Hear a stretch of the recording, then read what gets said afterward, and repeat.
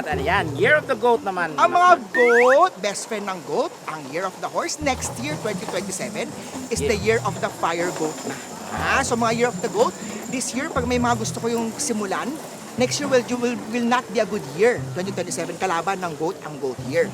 So dapat ang mga goat ngayon, dapat tapusin na niya, simulan na niya ang mga gusto niyang gawin for next year.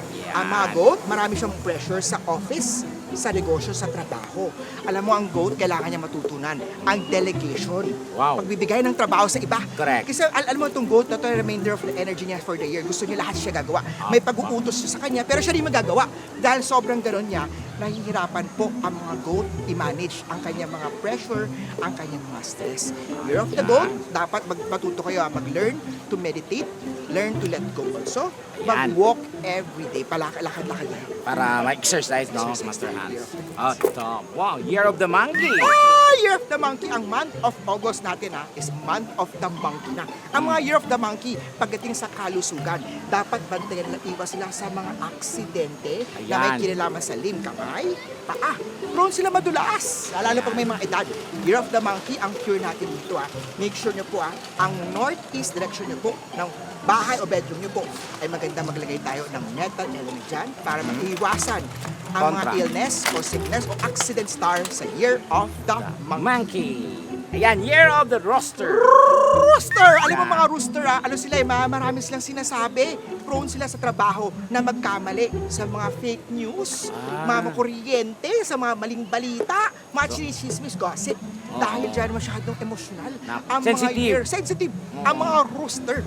Alam mga rooster, this remaining months sa 2026 ng mga rooster, dapat po kalma lang po. Huwag putak ng putak. Yes. Huwag Kalma lang. patulan ang mga bagay-bagay na hindi mo na kontrolado o yung mga naiingit sa'yo. Hayaan mo lang yung mga bashers. Yan. Kill them with kindness. Yun! Eto naman, Year of the ano naman tayo, Dog. Doggy! Ang mga doggy, Man's best friend. Man's best friend yan. Best friend, good friend din po. Ng doggy, ang Year of the Horse. Marami siyang achievement, success, remainder sa kalusugan ng mga Year of the Dog. Ituloy lang. Yung positive na, mo, ang Year of the Dog this year na to, first few months niya, is very active siya. Nagsimula na siya, gusto niya maging masipag, maging sa trabaho niya, sa pahinga niya. Go, push lang. Make sure lang po na bumisita agad sa doktor mo.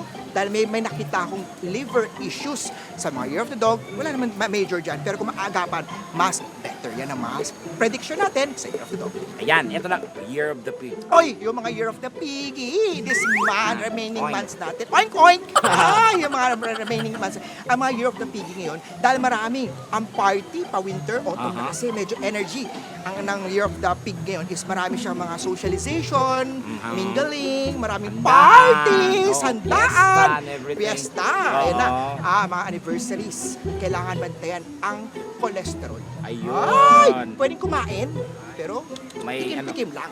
Yung mga gamot nyo po, make sure nyo po sa diabetes man yan, cholesterol man, BP man yan, take it on time. Muli po ito po yung mga gabay lamang.